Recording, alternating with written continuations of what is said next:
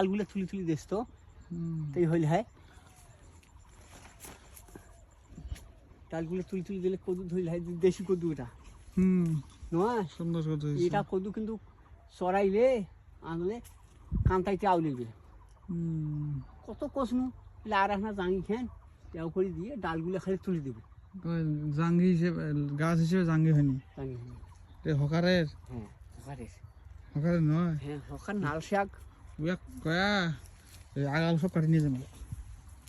এগুলোতে তো কদু ধরিল হয় তো ওইলে দিয়েছে না এলে তো মুখে কদিন পর বুড়ে খাবারও পাওয়ার না অপরে পাওয়ার না এগুলো ভেজাল আমরা খেয়ে গেলে আমরা খেলে আর কদু গায়ে খাই না যাই এবার যা না যাম না না ওই ওপাক দিয়ে যাইছিলাম না না ওই যে আমার সবজি আর করে বুকতে আরে শালা গেছিলাম সকালে গেছিলাম সকালে গেছিল মোর সবজি না কি ব্যাপার না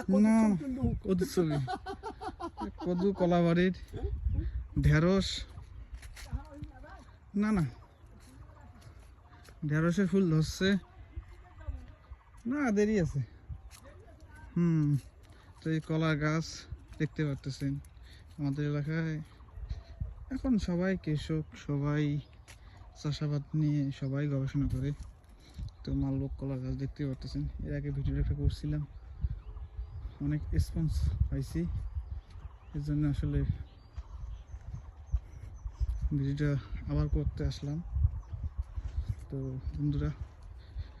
ভিডিওগুলো আসলে অনেক কষ্ট করি ভিডিওগুলো করি আপনাদের দেখানোর চেষ্টা করি সুন্দর সুন্দর ভিডিও করে ভালো মানে ভালো কোয়ালিটি তো